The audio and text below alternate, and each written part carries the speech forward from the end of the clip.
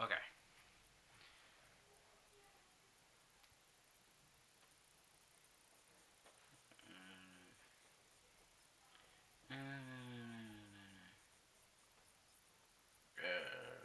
In some odd way, it felt like the night wanted to show us something. As we walked along the rusted railroad towards the bridge, Chris spoke up. So we walked to the middle of the bridge. Dan, you film some there, and then walk to the other side of the bridge, then come back. We get at least 10 minutes of film, and I'll edit out the boring parts, much like my videos. Good plan? Good plan. But the whole thing's gonna be boring parts, I said. You don't know that, Dan, Jenna replied.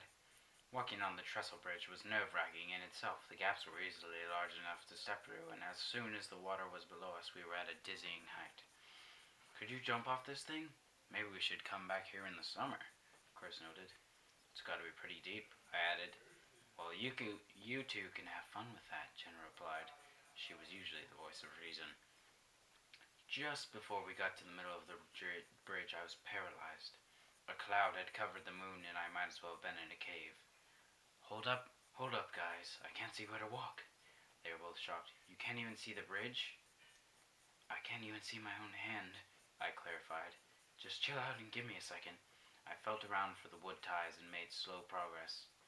Why did we trust you with the camera? They laughed. Don't trip and drop that thing. To my relief, the cloud passed and the moon came out again. Finally, we made it to the bridge's midpoint and sat down to film some uninteresting material. Here we are at the North Trestle, said to be the one and only place to see Genevieve's ghost. High school students in our area have heard this story for over a decade. Chris narrated it enthusiastically for several minutes until the low battery light came on. Oh crap, he said. Dan, you walk down to the other side of the bridge and come back. That should be enough time for Jenna to go and get the spare battery. Yeah, right. I'm not going by myself, Jenna spoke up. Fine. I'll go with you, he compromised. They set off back toward the car, and I went in the other direction to reach the other side. Only 5 minutes later, I heard a loud, high-pitched scream. Jenna! I said out loud. I reasoned she must have tripped or fallen, but when I looked back down the long track, I saw they had both already made it off the bridge. But when I looked back, The scream also sounded like it came from the other direction. The direction I was headed. I kept walking, thought somewhat more reluctantly. For the first time, a cold breeze blew. Some dull, low noises were humming. I wasn't sure what it was, or if it was just my heightened hearing detecting some distant disturbance. A few minutes later, I was at the last square of the bridge, feeling more confident that the North Trestle was just a bridge and only a trace of and the only trace of Genevieve was 6 feet underground somewhere, dust by now. That confidence was shattered, however, when I looked toward the sky. A cloud was on its way toward the full moon again, and I thought, and beyond that were a few more clouds. Dang, I said aloud. Seconds later, I was cloaked in darkness. All right, nothing to panic about, I tried telling myself, but the sound of that bizarre scream was still in my mind, and the low humming noise was getting louder. I shuffled and felt for the right step, slowly making progress toward the other side of the bridge.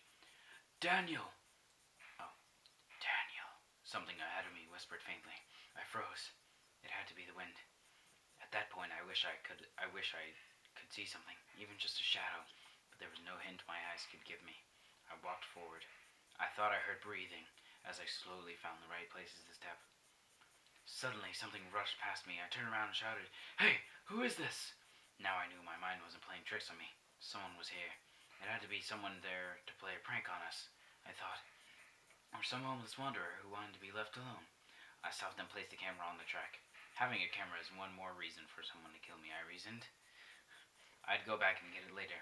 For a few minutes I waited until my phone rang. It was Jenna. Dan, we have the battery. Is that you coming towards us? Did you film the other side? The other side yet? I shouted at the first chance. No, it's not me. Go back to the car. I think someone's here. Okay. No, she hung up. Okay, I thought to myself, how do I get back to the car? This person trapped me. I thought about going to the other side, but I'd never be able to find my way in those woods. Even if I could, I'd be on the other side of the lake and there wasn't another bridge for miles. Dang, I said aloud again. I would have to confront this person, say I'll leave and never come back, and get off this terrible bridge. I shuffled some more in the darkness, heading back the way I came. A minute later, the moon came out again, and I saw it. A figure was coming my way. The bridge was only lit for a few seconds till the moon disappeared behind a cloud. I shuffled forward, my shaking leg almost falling through a gap. The moon came out again and was much closer, only about 200 yards away, but still, it looked just a shadow. The moon disappeared again, and I shuffled forward, now shaking so much I thought I might fall. When the moon came back out, I stopped cold. The figure was closer now, only about 100 yards away, and I could make out its unusual features. It was limping forward, its arms swinging as if they were sewn on. Greasy black hair hung down to its knees, and its head was tilted to the side. But the face, that's what made my blood turn cold, made my stomach feel sick. It was off-white with a green hue, and blank. No eyes, nose, or mouth, just a wrinkled texture like a pumpkin that had rotted. I prayed that the next cloud wouldn't cover up my only light again, but my prayer went unanswered. Darkness fell again. It's someone in a mask. It's someone in a mask. It's someone in a mask. I tried telling myself, but something in me said otherwise. The way it moved was just unnatural. I tried backing up slowly, almost tripping. How cold is this water, I thought. How high am I? Wait, what am I thinking? Why is that an option? What are my other options? I looked up and saw the moon just about to reveal itself. My legs were shaking like jello, barely holding me up. I had the feeling someone gets just before they bungee jumped, though I didn't have a bungee cord. Moonlight crept out from behind the cloud one more time, and I caught one glance. One terrible glance. It stood 10 feet in front of me, head tilted to the side. I was wrong about one thing. It did have a mouth. A hideous smile spread wide across its blank face. Its wrinkled skin spread to reveal black gums and jagged teeth. Daniel, the smiling mouth said. It took one step forward.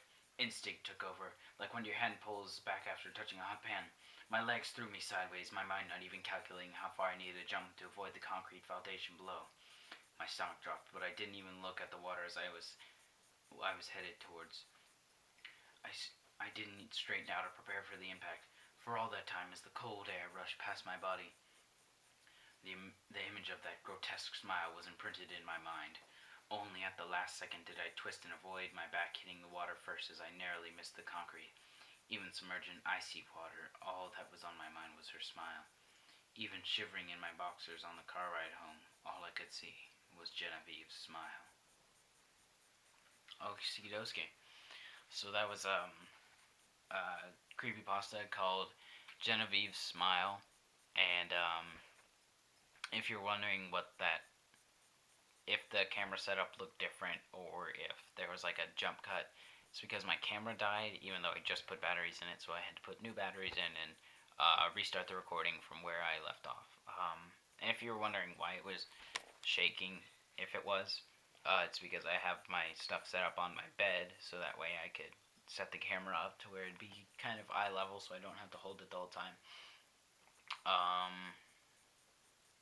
So yeah, that was a creepypasta story. Hopefully I can start reading more than just that every week, like more than just a random story. I want to start actually reading like a book, like a dramatic reading from a book, every week or so. So yeah, if you liked it, leave a like down below. If you have any ideas on what you want me to read next, make sure to leave a comment down below. And if you want me to do any specific voices or any specific types of reading, like do like a really dirty voice or something, or maybe I can read it like Morgan Freeman or something. Just make sure to leave a comment down below. Don't forget to like this video and favorite it if it's one of your favorite videos. And I will see you guys next time.